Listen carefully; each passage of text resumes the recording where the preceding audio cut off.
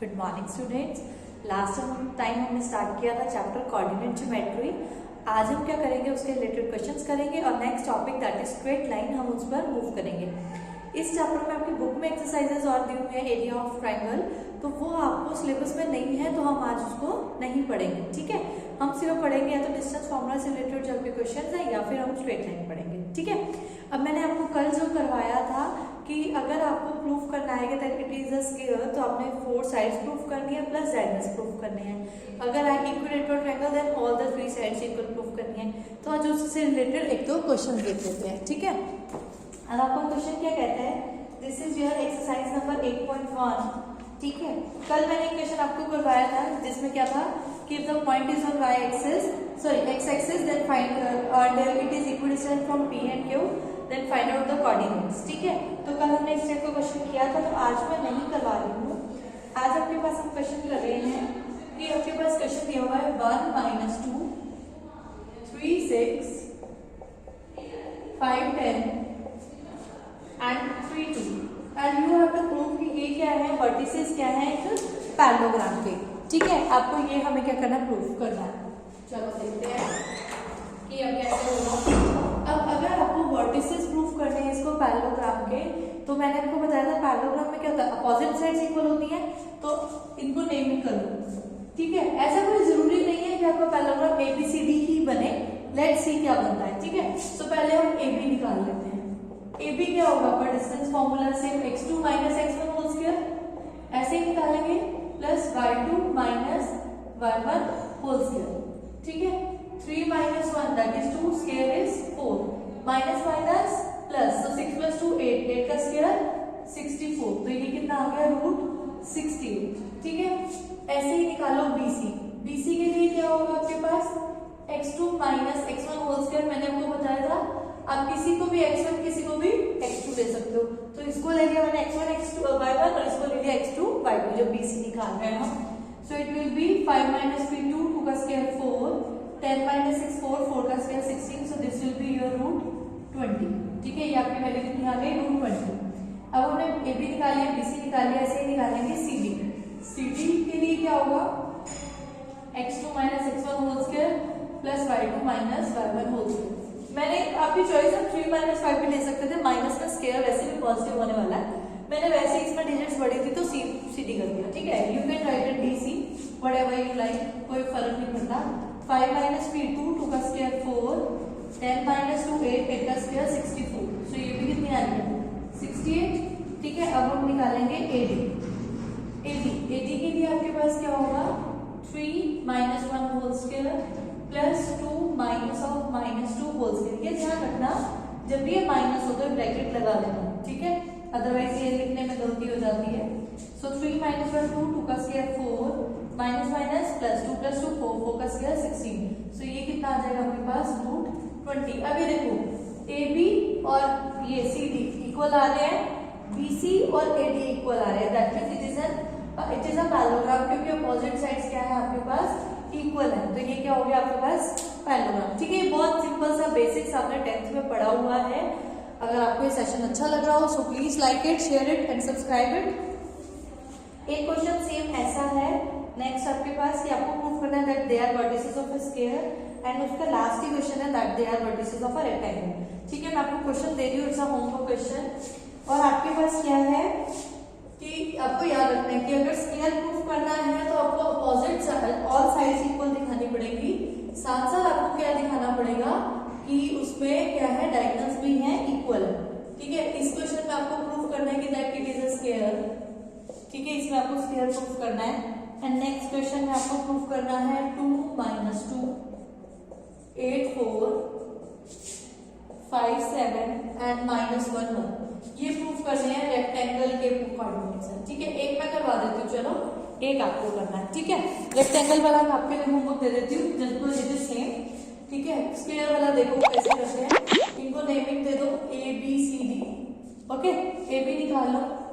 AB क्या आएगी आपके पास, it will be 2 - 0 whole square plus 1 - -1 whole square, तो 2 - 0 2, 2 square is 4, minus minus plus 1 + 1 2, 2 का square 4, so it will be 4 + 4 √8।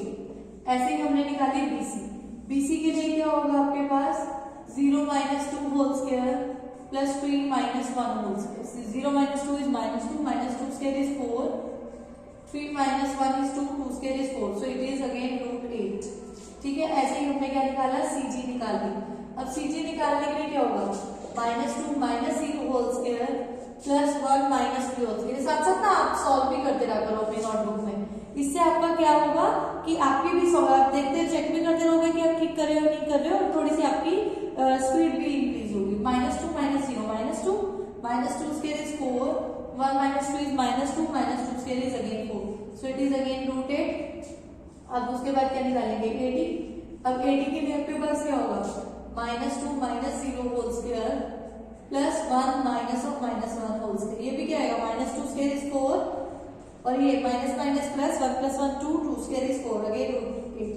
देखो all sides are equal, all sides equal आ रही है, so it can be a rhombus और a square.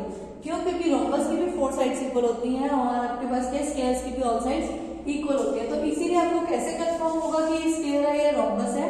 तो जो square होता है उसके डायगोनल्स इक्वल होंगे, रोम्बस के डायगोनल्स इक्वल नहीं होंगे। तो अब हमने क्या करना है डायगोनल्स निकाल लेना है, that means AC।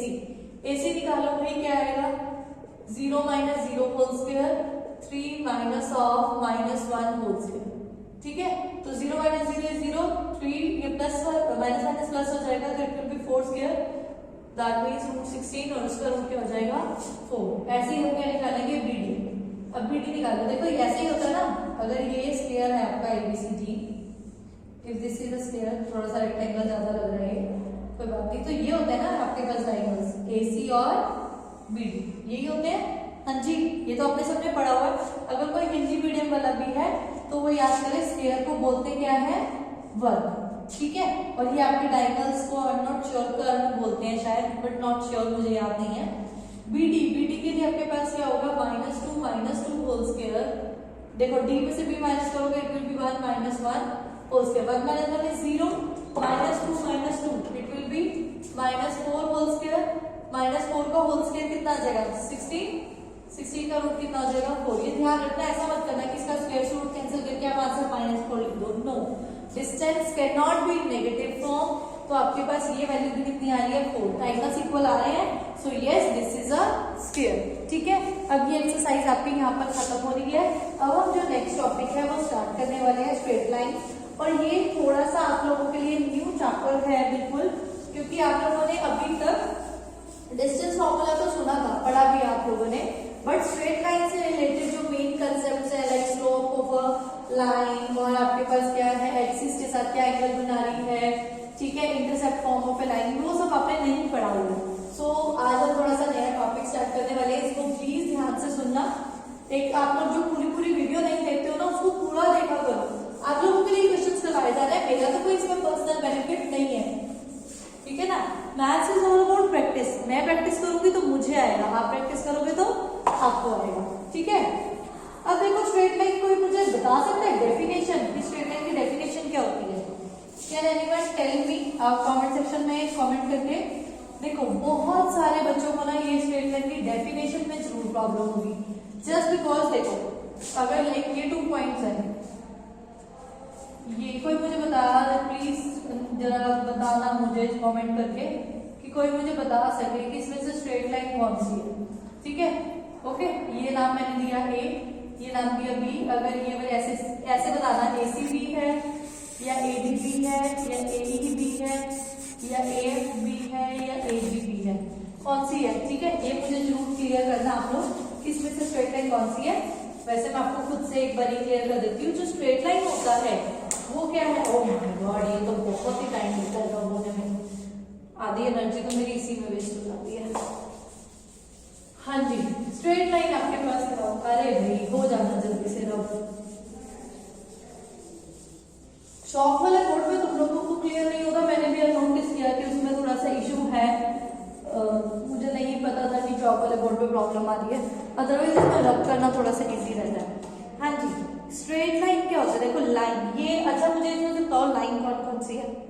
All these are lines, ये सब लाइन्स है। अभी आधे बच्चों को प्रॉब्लम होगी कि ये लाइन तो है नहीं। लाइन है, ये भी एक लाइन है, ये भी एक लाइन है, ये भी, all these are line. Straight line क्या होता है? The minimum distance between the two points, जो मिनिमम डिस्टेंस होता है दो पॉइंट्स के बीच में, that is a straight line.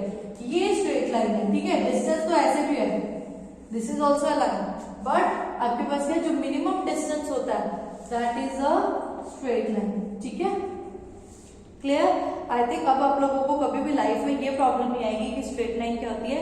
Straight line is the minimum distance, और डिस्टेंस हमेशा फिर वो क्या होगा? ऐसा वाला होगा, जो मिनिमम डिस्टेंस है वो परपेंडिकुलर वाला होता है, ठीक है। अब आपके पास क्या है, देखो हम अच्छे से एक्सिस पढ़ चुके हैं कि ये आपका एक्स एक्सिस होता है, ये आपका वाई एक्सिस होता है, ये माइनस एक्स होता है, और ये आपका माइनस वाई होता है, ठीक है। अब जो हम टॉपिक पढ़ने वाले हैं दैट इज स्ट्रेट लाइन में, स्ट्रेट लाइन में हम पढ़ने वाले हैं स्लोप ऑफ लाइन, क्योंकि स्लोप के बाद ही आपको इक्वेशंस वगैरह पता लगेंगी, अदरवाइज नहीं हो पाएगा, ठीक है। स्लोप क्या होती है बेसिकली कि जो आपकी लाइन है वो इंक्लाइंड कैसे है, मतलब कौन सा एंगल बना रही है, ठीक है। अगर हम स्ट्रेट लाइन की बात कर रहे हैं तो स्ट्रेट लाइन की स्लोप होती है the angle it is making with positive direction of x axis, ठीक है। जैसे ये एक्स एक्सिस है और आपकी ये कोई लाइन जा रही है, ठीक है, ये लाइन जा रही है, ये एक्स एक्सिस है, ये angle positive direction, this is positive direction of x axis, तो आप ये एंगल ऐसे बनाएंगे, ठीक है। This is angle theta, okay. ये फॉर सपोज ये लाइन जा रही थी आपकी और आपके पास क्या है, it is making angle theta with the positive direction of x axis, तो आपके पास जो स्लोप ऑफ ए लाइन है जिसको हम लिखते हैं एम से, ठीक है, तो वो किसके इक्वल होती है? M equals to ten theta, ठीक है। किसकी इक्वल होती है? टेन थीटा के। ये टेन थीटा के भी वैल्यूज आपको मैं बताऊंगी कैसे लॉग रखनी है आपको। और अगर मेरे को ये पता हो कि ये लाइन इन दो पॉइंट से पास ऑन कर रही है, ठीक है, कोई से भी दो पॉइंट्स पता है, लाइक मुझे एक पता है P1 और एक पता है मेरे को P2, इसके कोऑर्डिनेट्स है ये x1 y1 और इसके कोऑर्डिनेट्स आपके पास है x2 y2, ठीक है। तो स्लोप ऑफ ए लाइन क्या होती है आपके पास? ये बहुत इंपॉर्टेंट फॉर्मूला याद रखना, that is y2 minus y1 upon x2 minus x1, ठीक है। ये कब होता है? जब एंगल दिया हो। ये कब होता है? जब आपके पास क्या हो? पॉइंट्स दिए हो, ठीक है।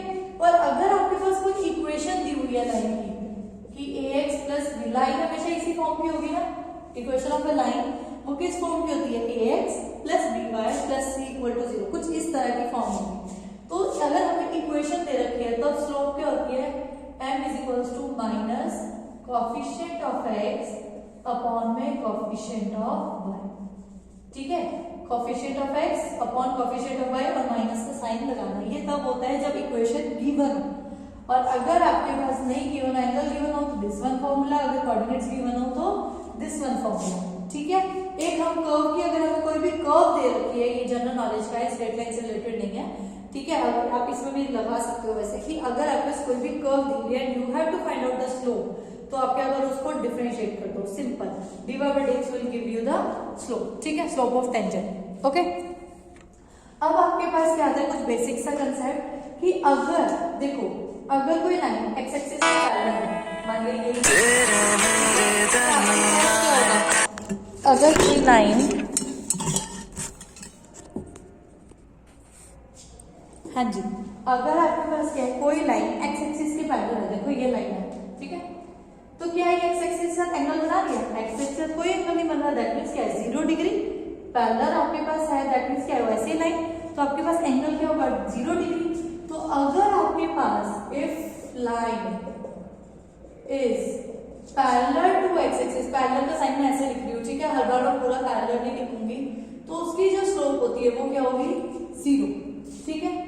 अब देखो, if line is parallel to y axis, अगर आपकी कोई लाइन है वो y एक्सिस के पैरेलल है, ध्यान से देखो कि अगर आपके पास कोई लाइन है ये y एक्सिस के पैरेलल है, इधर ये लाइन चल रही है, तो x एक्सिस एंगल कितना बनेगा? ये 90 डिग्री।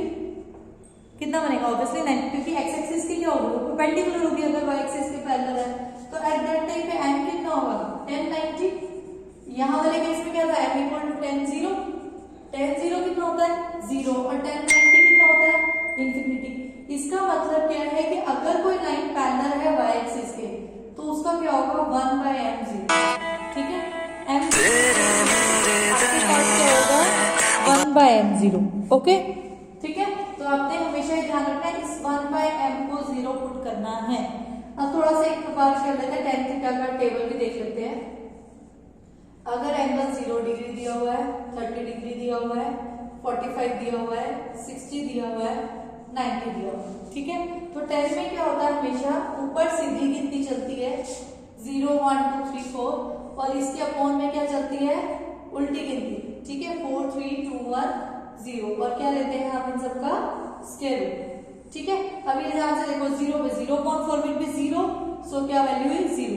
90 भी क्या है 4/0, और किसी के भी अपॉन में अगर 0 आता है तो वो क्या होती है आपके पास अनडिफाइंड टर्म, तो दैट मींस 1090 क्या हो गया, 1090 क्या हो जाएगा आपका इंफिनिटी। इसीलिए हमने क्या किया, 1/n को क्या रखा 0। 1/n को क्यों 0 रखा, क्योंकि 1/इंफिनिटी क्या होता है आपके पास 0। जब भी आपके पास इंफिनिटी आए, try to make it in the denominator, क्योंकि 1/इंफिनिटी क्या हो जाएगा आपके पास 0, ठीक है। ये कुछ बेसिक्स था। अब आपके पास क्या है कि अगर 2 लाइंस पैरेलल हैं, इफ 2 लाइंस आर पैरेलल, तो आपके पास दोनों की स्लोप क्या होगी इक्वल, ठीक है। दोनों की स्लोप क्या होगी इक्वल। और अगर 2 लाइनें परपेंडिकुलर हैं, कोई भी 2 लाइनें हैं वो आपस में क्या है परपेंडिकुलर है, मोस्ट इंपॉर्टेंट रिजल्ट है, आपको बहुत क्वेश्चंस में काम आएगा। तो क्या होता है, उनकी स्लोप्स का प्रोडक्ट क्या होता है -1। दैट मीन्स पहले वाले की स्लोप दूसरे वाले की स्लोप की क्या होगी, एग्जैक्टली उल्टी होगी, और साइन भी क्या होगा उल्टा, मतलब रेसिप्रोकल होगी। मतलब अगर एक की स्लोप 2 है तो अदर वन की क्या होगी -1/2, 2 का उल्टा 1/2, और साइन भी क्या हो जाएगा चेंज हो जाएगा, प्लस से तो ये क्या हो जाएगा minus, so the answer will be -1/2, ठीक है। Is it clear now. अब हम इसके रिलेटेड एक दो क्वेश्चन देख लेते हैं एक बारी क्या है, ठीक है। बहुत टाइम लेता है भाई ये तो बोर्ड साफ होने में। हाँ जी, लेक्चर बोरिंग तो नहीं लग रहा है, आई थिंक ये थोड़ा सा इंटरेस्टिंग है और बहुत इंपॉर्टेंट टॉपिक है आपका, आगे भी बहुत काम होने वाला है, तो इसको प्लीज अच्छे से समझना, और अगर अच्छा लग रहा है तो लाइक इट, शेयर भी कर दिया करो जो आपको लगता है कि आपके फ्रेंड्स वगैरह के काम का है, जो पढ़ रहे हैं ये टॉपिक्स, तो +1 +2 वालों के लिए भी बहुत इंपॉर्टेंट है, ठीक है। हाँ जी, देखो आपके पास क्या है, सबसे पहले हम स्लोप से रिलेटेड क्वेश्चन करते हैं, उसके बाद हम एक्सरसाइज पे मूव करेंगे, ठीक है। एक्सरसाइज तो आराम से हो जाएगी, नो टॉपिक इशू। देखो आपके पास क्या है, प्रूव दैट द लाइन, देखो क्या करते हैं, क्वेश्चन है पहला आपके पास कि हमें प्रूव करना है कि जो 2 लाइंस है, हाँ जी, एक चीज और है, आप थोड़ा सा बेसिक्स है ये, उसने पूछा है क्वेश्चन में कि what can be said regarding a straight line if it's slope is 0, positive और नेगेटिव, ठीक है। अब देखो 0 है, अभी मैंने आपको बताया था 0 कब होती है, दैट मींस आपके पास क्या है, लाइन जो होगी पैरेलल होगी किसके, एक्स एक्सिस के, ठीक है। सेकंड उसने बोला था पॉजिटिव, कि स्लोप पॉजिटिव है, स्लोप पॉजिटिव है इसका मतलब क्या है, लाइन जो है ऐसे जा रही है, मतलब आपका एंगल जो बन रहा है थीटा, वो positive direction of x axis का यहाँ बन रहा है, एक्यूट एंगल बन रहा है, ठीक है, मतलब छोटा बन रहा है, क्योंकि अगर आपके पास फॉर सपोज लाइन ऐसे थी, ठीक है, तो आपको एंगल क्या बनेगा ऐसा, ठीक है। और जब एंगल 90 से ऊपर जाएगा, ये सारा एंगल बढ़े वाला, तो इसमें जो tan थीटा की वैल्यू होगी वो नेगेटिव आएगी, क्योंकि आपको पता है सेकंड क्वाड्रेंट में tan थीटा क्या होता है नेगेटिव है, हमने 10th में पढ़ा हुआ है अच्छे से कि इस क्वाड्रेंट में आपके वजह वैल्यू अगर 135 हुई तो लाइक वो वैल्यू -1 आने वाली है, ठीक है, तो नेगेटिव में आने वाली, इसीलिए आपके पास क्या पॉजिटिव कब होगी, जब जो एंगल है वो किसके बीच में है, 0 to 90 के बीच में, ठीक है। और आपके पास नेगेटिव कब होने वाली है, जब एंगल बड़ा है, दैट मींस क्या हो जाएगा आपका 90 to 180 के बीच में, ठीक है। 90 में तो इनफाइनाइट वैल्यू आ रही है, ओके। तो नेगेटिव कब होने वाला है, जब 90 to किसके बीच में, 180 के बीच में, ओके। अब देखो क्वेश्चन क्या कहता है आपका, next question, prove that the line through किस कौन से पॉइंट दे रखे हैं, 2 -5 एंड -2 5 इज परपेंडिकुलर, एक लाइन है जो इन 2 पॉइंट से पास कर रही है, is perpendicular to line through 6 3 and 1 1, मतलब जो इन 2 पॉइंट्स को लाइन ज्वाइन कर रही है और जो इन 2 पॉइंट्स को लाइन ज्वाइन कर रही है, आपको प्रूव करना है कि वो क्या है परपेंडिकुलर है, ठीक है। अब परपेंडिकुलर प्रूफ करना है तो दैट मीन्स पहले इसकी स्लोप निकाल लेते हैं, फिर इसकी स्लोप निकालते हैं। अब पहले वाले की स्लोप m1 वो क्या होगी, y2 minus y1, this is your y1 upon x2 minus x1, minus minus plus 2 2 4, ये कैंसिल आउट कितना हो गया 5/2। पहले वाले की स्लोप कितनी आ रही है माइनस 5/2, सेकेंड वाले की निकालो भी, क्या होगा y2 minus y1 upon x2 minus x1, so it will be -2 upon -5, minus से 5 कैंसिल 2/5। वैसे भी आपको दिख रहा है कि ये दोनों एक दूसरे के उल्टे हैं और साइन भी क्या है उल्टा है, ठीक है। अदरवाइज आप सिंपल मल्टीप्लाई करके देखो, m1 m2 -5/2 इंटू 2/5 है, 5 से 5 कैंसिल, 2 से 2 कैंसिल, आंसर कितना आ रहा है -1। और मैंने अभी आपको बताया था कि अगर दो लाइन्स परपेंडिकुलर हो तो आपके पास क्या प्रूफ करना होता है, m1 m2 क्या है -1, ठीक है। अब इससे रिलेटेड क्वेश्चन जो हैं या आगे स्ट्रेट लाइन की जो इक्वेशन है वो नेक्स्ट वीडियो में करेंगे। Thank you so much. अगर आपको कोई भी डाउट हो तो कमेंट सेक्शन में प्लेस कर देना, एंड ये सब्सक्राइब करना मत भूलना, मैथ्स द माइंड गेम।